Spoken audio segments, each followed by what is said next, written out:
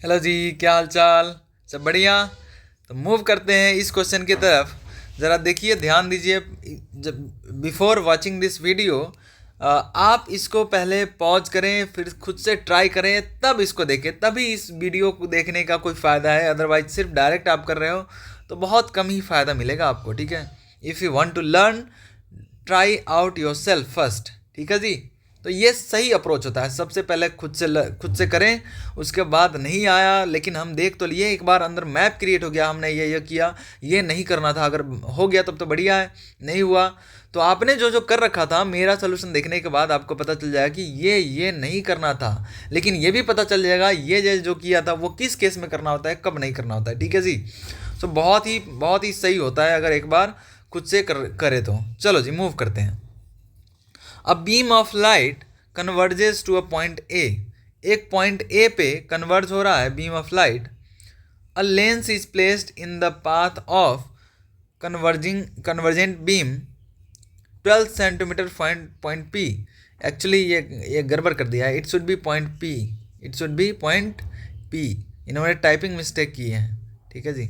हाँ, मैं बता रहा हूँ, ये यहाँ पॉइंट पी होगा। ठीक है जी। At what point does the beam converges if the lens is convex lens of focal length 20 cm, दूसरा concave lens of focal length 16 cm। अब पूरी क्वेश्चन को समझो जी एक बार। क्या कह रहे हैं ये कि एक बीम ऑफ लाइट है, जो ये है बीम ऑफ लाइट, आप देख सकते हो स्क्रीन पे। ये पॉइंट पी पे कन्वर्ज हो रहा है और यहाँ पे अगर देखो तो यहाँ भी पी पे कन्वर्ज हो रहा है। मैंने दो केसेस लिया इसलिए दो जगह डायग्राम बनाया।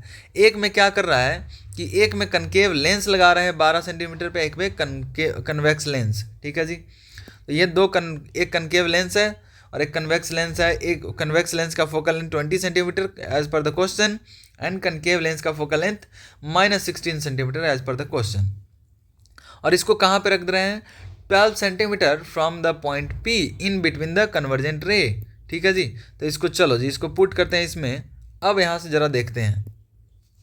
अब ज़रा देखते हैं, ये देखो, ये अभी कन्वर्ज नहीं कर रहा है, ये लेंस इसको कन्वर्ज नहीं कर रहा है। यहाँ पे ये पहले से कन्वर्ज हो रहा था, अब ये कहाँ पे कन्वर्ज होगा उसको देखना है। तो ये कन्वर्जिंग लेंस है, ये और पहले कन्वर्ज करा देगा। Got the point? ये और पहले कन्वर्ज कर देगा, कन्वर्जिंग रेज को भी पहले कन्वर्ज करा देगा इससे पहले। Got the point? और इस ये कैसा इमेज बनाएगा जी? तो रियल इमेज बनाएगा। ठीक है जी, बढ़िया। ओके, अब ज़रा ध्यान रखिए इस बात का कि ये कन्वर्ज करा रहा है, इसका मतलब क्या हुआ? ये एक तरह से वर्चुअल ऑब्जेक्ट का काम करेगा। यहाँ एक्चुअली तो कन्वर्ज कर नहीं रहा है, लेकिन रे इसी तरफ आ रहा है। यानी कि अगर ये लाइट रे जो आ रही है, ज़रा डायग्राम में अच्छे से बनाओ, तो ज़रा ध्यान दीजिएगा। देखो जी, एक मैं बनाता हूँ कनकेवल, आप खुद ही इमेजिन कर लेना। ठीक है, चलो हटाता हूँ इसको। तो हमने मान लिया कि ये है कन्वेक्स लेंस। ठीक है, और ये कन्वर्जिंग लेंस से ऐसे एक कन्वर्जिंग इस लेंस से एक कन्वर्जिंग रे भी पास हो रहा था। ज़रा ध्यान दीजिएगा, बहुत कुछ सीखने को इस क्वेश्चन में। ऐसे पास हो रहा था। देखो, इसमें नीट और जेई का क्वेश्चन कैसे पूछता है, ये इतना स्टेटमेंट नहीं देता है। ये जो स्टेटमेंट दिया उसके जगह पे वो डायग्राम दे देता है, और कई बार पूछ रखा है कंबाइन करके। तो डायग्राम दे देता है और लैंग्वेज नहीं देता है, और फिर पूछता है कि कहाँ पे क्या होना चाहिए, ऐसे करके। ठीक है जी।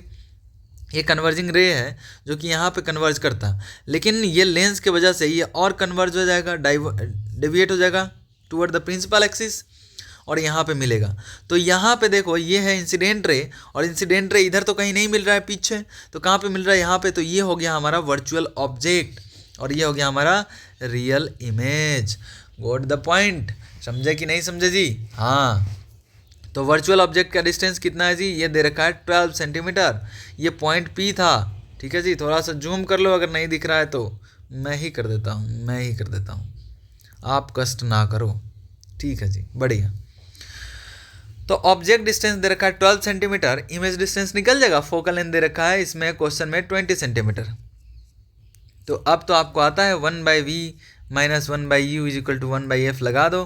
साइन हमने लिख दिया, u पॉजिटिव होगा और f भी पॉजिटिव होगा। तो इस बात का ध्यान रखिए। अब तो सिर्फ कैलकुलेशन करना है, एडिशन तो आप कर लोगे, होप शो कर लोगे ना जी। आपको फिनिश करना है पहले, इसको इनकम्प्लीट नहीं छोड़ना है। यही आदत आपको दिक्कत करती है एग्ज़ाम में, कि जब फाइनल आंसर निकालना होता है तो फिर दिक्कतें आती हैं, इसलिए फाइनल आंसर तक हमेशा पहुंचने की कोशिश करो, ठीक है जी। चाहे वो डिवीज़न आपको आता ही क्यों ना हो कि 100/4 है या 100/2.3 है, तो आपको करना ही पड़ेगा, ठीक है। ओके जी। इस केस में भी अब तो आइडिया लग गया होगा, यू हो गया इतना, और इसमें क्या होगा, ये डाइवर्जिंग रे है तो कहीं आगे जा कर के मिलेगा, ये मैं रफली बना दे रहा हूँ, ये कहीं आगे जा कर के मिलेगा ऐसे, ठीक है जी। तो यहाँ पे इसका इमेज बनेगा और ये होगा वर्चुअल ऑब्जेक्ट। तो ऑब्जेक्ट डिस्टेंस आपको पता है +12 सेंटीमीटर, तो इमेज डिस्टेंस निकाल लेना जी, 1/v - 1/u = 1/f। u positive होगा और f निगेटिव होगा, इस बात का ध्यान रखिएगा, और फाइनल आंसर कैलकुलेट करके और आप कमेंट बॉक्स में लिख दीजिएगा। Okay, bye bye, take care.